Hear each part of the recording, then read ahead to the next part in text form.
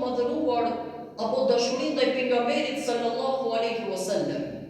Duhet të ndalemi dhe ta pyesim veten, mbi çfarë kriterësh neve vlerësojmë që e duam Zotin vërtet, apo që e duam të dërguarin e tij alaihi salatu wassalam me të vërtetë. Nga se ka mundësinë të pretendojmë diçka por thjesht ta mashtrojmë veten tonë. Dashuria e vërtetë vlerësohet kur ne plotësojmë kriteret në bazë të mësimeve të Zotit Dhul Xhelal. Pra si mundet neve të pretendojmë që e duam Allahun e madhëruar, ndërkohë që neve mesazhin të Zotit ja kemi kthyer shpinën?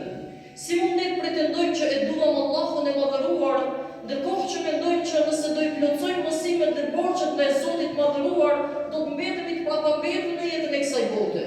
Si mund të mendojmë që e duam Zotin e madhëruar, ndërkohë që nuk jemi të interesuar të kryejmë detyrat që i kemi ndaj tij obligim? Nga ana tjetër edhe ndaj pejgamberit sallallahu alaihi wasallam. Pra neve kur themi që e duam pejgamberin alaihi salatu wassalam, si e vlerësuam neve që kjo dashuri është e vërtetë? Nga ana tjetër si mund të themi ne që e duam pejgamberin e Zotit alaihi salam, ndërkohë që i praktisim sunetet e tij pa arsye? Si mund ne të themi që e duam pejgamberin alaihi salatu wassalam, ndërkohë që nuk jemi të interesuar dhe nuk avëndojmë veshin as pak porosive të tij?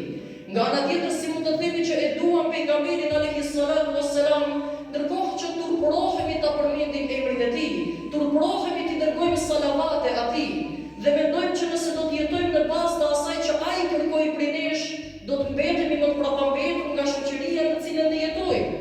E kjo pra nuk është dashuri e vërtetë.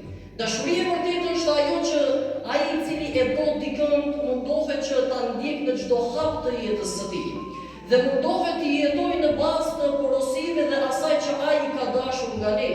Pra nëse ne themi që e duam Allahun e madhëruar, atëherë duhet të jemi të interesuar se çka na obligon Zoti xhelle xhelaluhu, çfarë e kënaq Zoti xhelle xhelaluhu, çfarë ai dëshiron prej nesh me mesazhin që na e ka zbritur ne.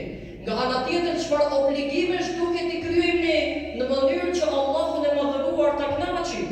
Dhe nga ana tjetër edhe ndaj pejgamberit alaihi salam, nëse duam që neve vërtet të mendojmë dhe ta bindim veten dhe kjo dashuri vërtet të jetë e vërtetë, atëherë pra duhet që t'i plotësojmë sunetet e tij, t'i ndjekim porositë e tij, të krenohemi me këtë pejgamber alaihi salatu wassalam, sepse ai nuk është i vlerësuar vetëm në mesin e të diturve musliman. Ai është vlerësuar si shpëtimtar i njerëzimit edhe nga ato që nuk janë të besimit islam.